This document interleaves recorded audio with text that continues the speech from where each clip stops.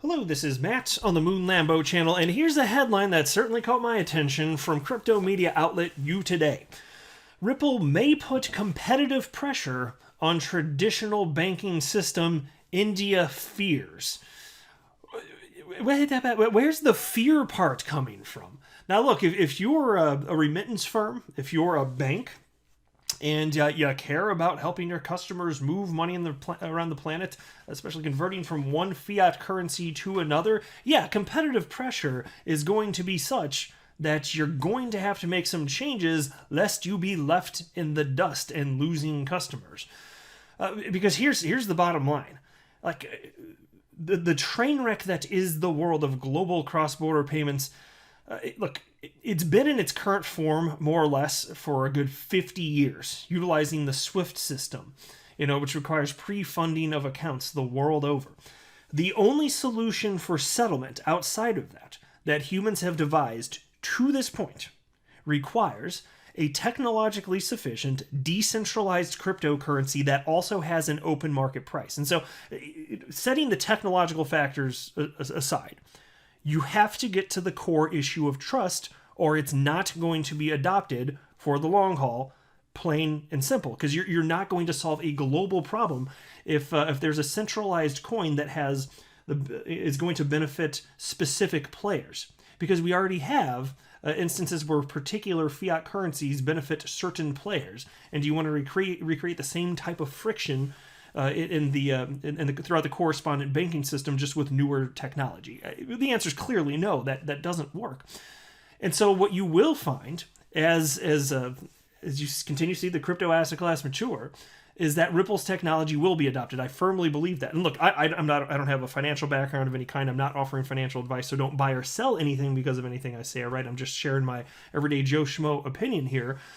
But if you're competing in this space, if you have a competitor that's moving money in real time, converting from one fiat currency to another at almost no cost relative to what it was prior to this technology existing, and it consumes almost no energy to do so, what the hell do you think is going to happen? So yes, there are going to be competitive pressures, but that's a good thing. Whatever country you're talking about on the planet, whether it's India or United States or Australia or just, I don't care, pick your country, it doesn't matter. It's good for everybody that's trying to move money around the planet.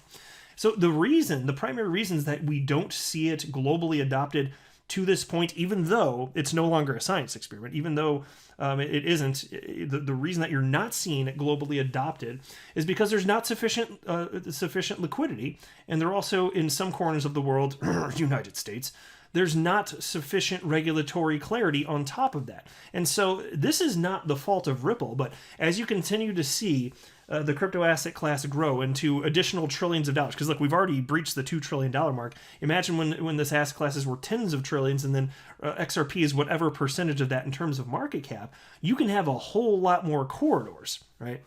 And so that'll absolutely benefit India.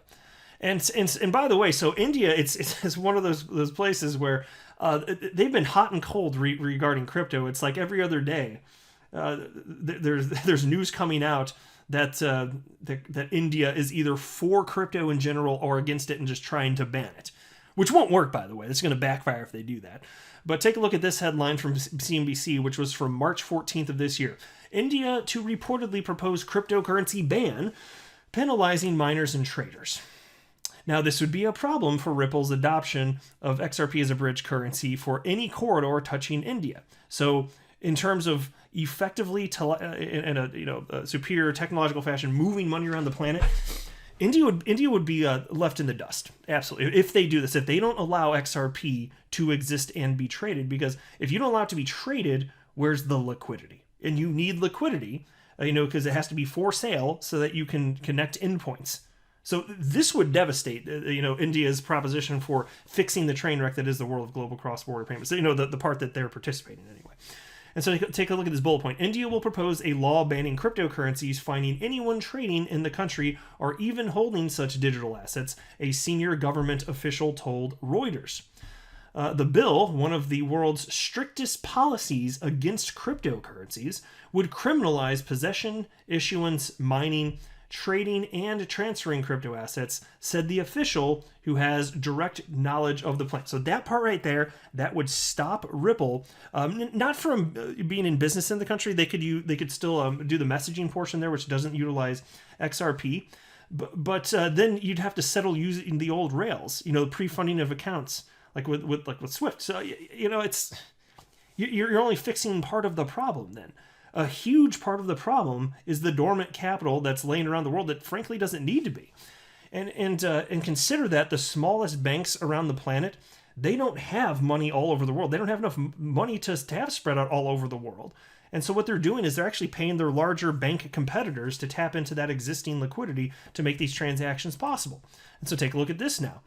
Ernst & Young has created a report for Competition Commission of India, CCI, about the blockchain technology, describing its weak and strong points and its potential for adoption in various spheres. It mentions Ripple as a potential competitor to the traditional banking system globally. And so they're this is a big firm, big accounting firm here. And so here's the actual document that they put together. What's this thing titled here? What did they call it again? Sorry, it's at the top. Oh, I'm way down. Jeez. I didn't realize I was that far down. This thing's 49 pages. Anyway, a discussion paper on blockchain technology and competition. And so if you go to here, take a look at this. This is the key piece in this whole thing, I think, because there's a recognition that, that Ripple's making waves here.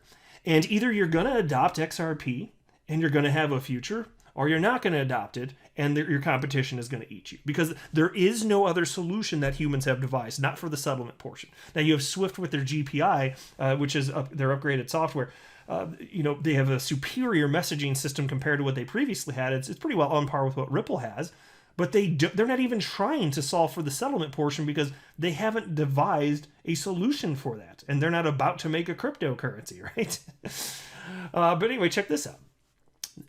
India. This is from the piece now from Ernst & Young. India may derive economic benefits from the use of blockchain technology.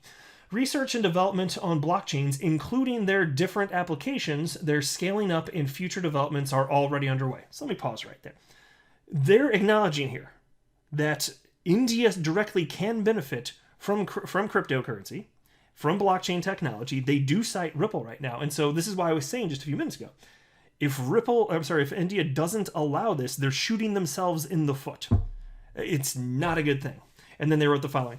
Theoretically, it is expected that once blockchain applications cross the pilot and proof of concept stage, they will compete with other systems/technologies providing similar services that may not be based on blockchain technology. So right there, they're just talking about companies like Ripple, for example, competing against the legacy financial system. That's it.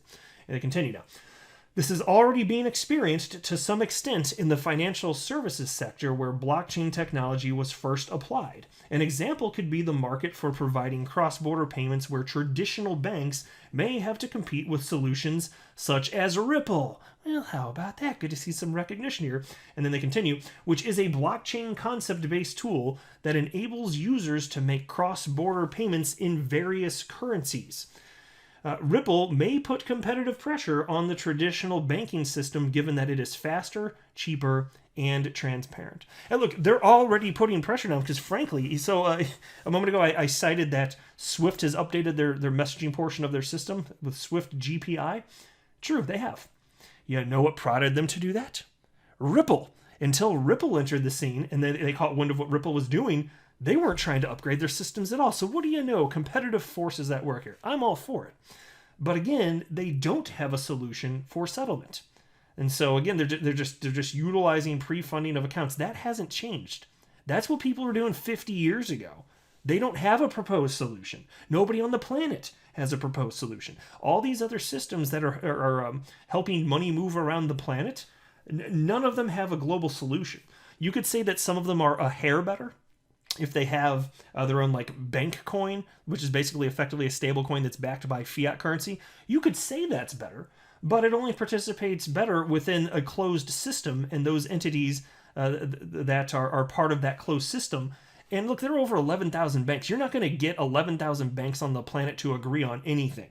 You know, ask them what they all want to have for lunch. Somebody said cottage cheese. You know, like I'm just saying, it's not going to happen, guys. It's just absolutely not going to happen. In fact, what you've seen happen is this has happened. There have just been competing systems proposed and being developed that have their own proposed closed coin cryptocurrency proposed. But you know, call it cryptocurrency. It's I guess we want to call it that, but it's not a coin. If you're talking about like a bank coin, it's not something that has in any sort of market value. It's not on an exchange. You can't buy it. It's just backed by fiat currency. And then so that's why only the participants within that closed system can use it. But anybody outside that system, you still need a bridge, which is where XRP can come into play here. But so you could argue that, you know, those closed systems are better for those participants than what you had in the legacy financial system. Fine.